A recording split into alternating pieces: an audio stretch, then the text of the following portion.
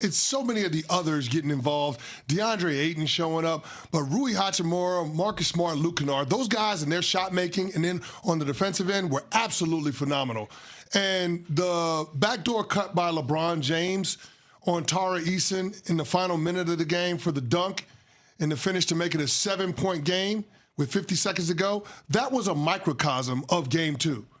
The Lakers are a team that's like that old man in a pickup game that shows up with knee sleeves and elbow pads, and he doesn't beat you because of his athleticism. He beats you because of his IQ. And that was the Lakers last night.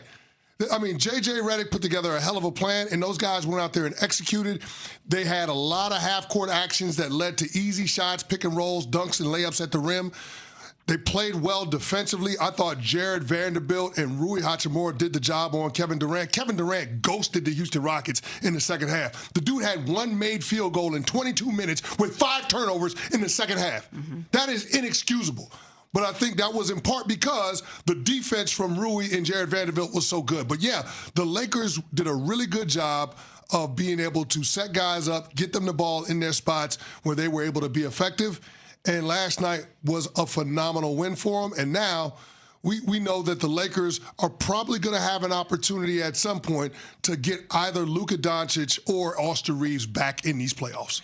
And how excited are you about that? Ooh, let's go. Let's go. I'm quite frankly stunned that the Lakers are in this position, that they're up 2-0. And I know in Game 1, KD was out, so you could rationalize that. But with him coming back last night, I thought, okay, Houston is going to get back on the board here. They're going to get back in their rhythm. And with Reeves and Luka still out for the Lakers, I didn't think that LeBron would be able to handle it. Marcus Smart was unbelievable last night. As you mentioned, the supporting cast, in addition to LeBron, was great.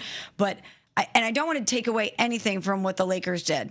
They were awesome. But to me, it's more an indictment on the Houston Rockets, is it not?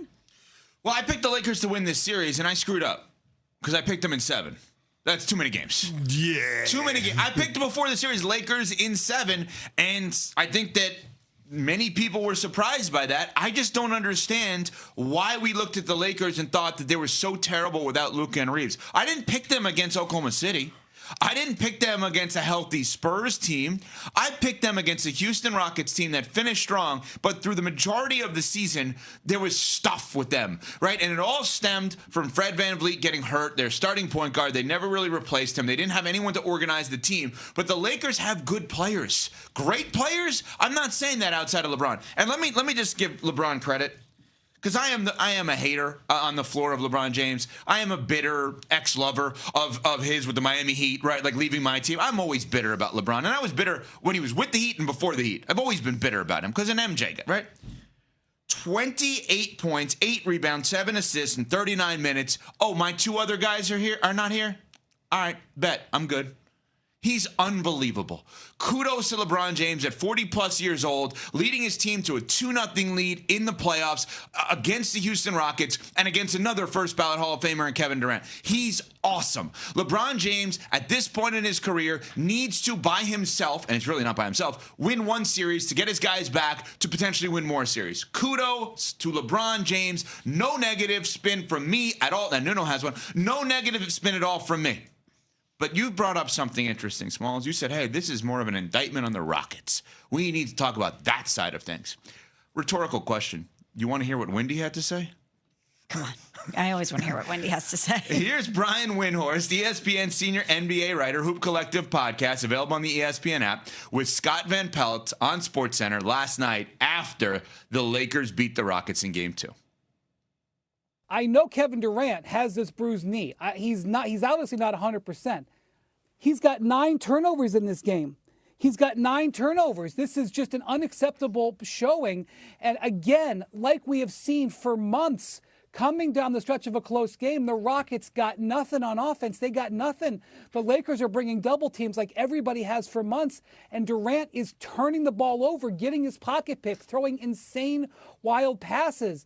Alperen Şengün is not able to make a basket against Jackson Hayes for much of the second half. Jackson Hayes is plus 12 in this game defending Alperen Şengün, an all-star. Not acceptable for the Rockets. I take my hat off to the Lakers. I take my hat off to LeBron. They are doing a great job. Very impressive to get up 2-0. But the Rockets have to be disgusted to be down 0-2 in this series. When Windy takes a team to task like that, it's over. Like he did with Luka and the Mavs. Like he did with Luka and the Mavs. Yep. It's not because he's piling on. It's because he sees something and he knows things and he's like, okay, well, this is a problem, right? This is a major problem. And, of course, you hear all the games on ESPN Radio. Catch postseason action on ESPN Radio and the ESPN app presented by Gusto. CC, I know, obviously, your focus is on the Lakers because you're a Lakers fan. But the Rockets are a mess. Yeah, they don't have any leadership. And what does that say about the guy that they acquired this offseason, who I love, and Kevin Durant? I don't think anybody is going to conflate Kevin Durant's talent and his production with leadership. I mean, we've seen that time and time again. Anytime KD has to go into a situation that is devoid of leadership outside of his own, or anytime he's in a situation where he's thrust to the forefront of a franchise, they're going to struggle. It happened in Brooklyn. It happened in Phoenix. It's now happening in Houston. So I'm not surprised that this is a team that struggled when it comes to closely contested games in the fourth quarter. I'm just surprised that the game was closely contested against the Lakers team that was missing 60 points in the lineup because of Luka and Austin Reeves. Right. I was surprised that it was a close game. And listen, I will say this. Kevin Durant came out, and he was on one at the beginning of that game. I mean, he had 20 points in the first half. The Lakers survived the Kevin Durant wave because the dude missed game one because of the knee injury that he suffered in practice last week. He came out with something on his mind.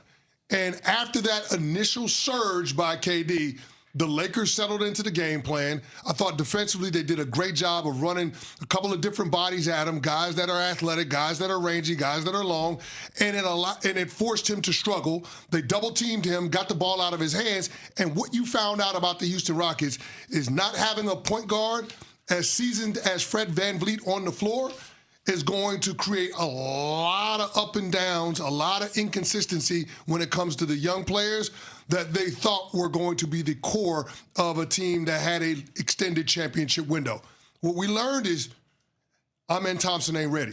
What we learned is Jabari Smith ain't ready. He was a liability on the defensive end. I talked about the Lakers attacking Alperen Şengün and attacking Reed Shepherd. Let me tell you something. They went at Jabari Smith's neck last night, and they were getting buckets over and over and over again. It was incredible. I was just shocked by it. But the one thing that we see when it comes to young players in this league is that if they're not doing well on the offensive end of the court, their defense suffers. And that's exactly what we saw from the young players from the Houston Rockets. They weren't doing great on the offensive end. Their defense struggled when it mattered. So more impactful for them this year, Kevin Durant playing or Fred VanVleet not playing? Oh, VanVleet not playing. No question. And where does that lead you to go with this team? Because I don't believe they can come back from 0-2. No, I don't. No, they got to win 4 of the next 5. They're not going to do that. Okay, so then No. their resume, which will be on ZipRecruiter, of course, their resume at the end of this first round will be a first-round playoff series loss to the Los Angeles Lakers without Luka Doncic and Austin Reeves playing a single minute in the series. Here's the thing. They're going to lose again in the first round of the playoffs in back-to-back years. They're going to lose it again. They at least went to 7 games with the Warriors last year.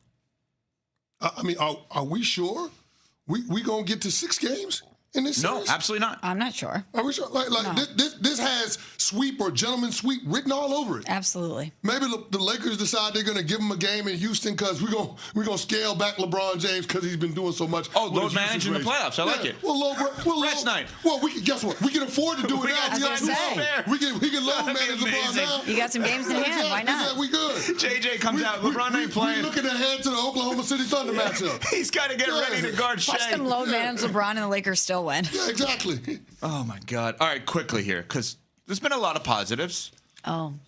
Negative, Nuno? Go ahead. Go ahead, Nuno, about LeBron specifically. Well, I mean, after just that staunch, ain't no way in heck that the Rockets coming back, do I even ask the question if, hey, just hypothetically speaking, what if LeBron and the Lakers blow this series? Bad look for LeBron? I'm just saying. What are you doing? You're going to take him out of the Hall of Fame? You're not going to vote him in? No, but I'm just, I mean, well, are we, here, let me phrase it this way.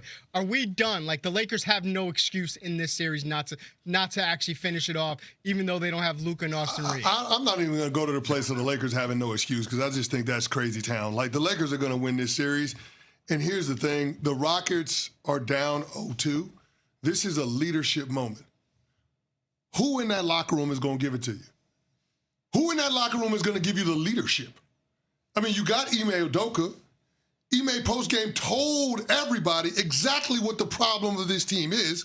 It's not as if the players on the team don't know the problem. They can't fix it. And guess what? When you're struggling and when you're in adversity, it becomes harder to fix foundational issues. So, yeah, I don't trust that the Houston Rockets are going to have this gut check and find a way to fight and claw back into the series. What about what you saw last night on the court in L.A. screams fight and claw from the Houston Rockets? Nothing. Not a damn thing. Jeff Green, step on up. I mean, that's what it is at this point. A guy who's still in the league at like almost 40. We need you. The Houston Rockets are going to roll over and play dead. They're done. Which means let's just finish this part of it, because we're going to talk about the Rockets. I'm going to guess in an hour or so.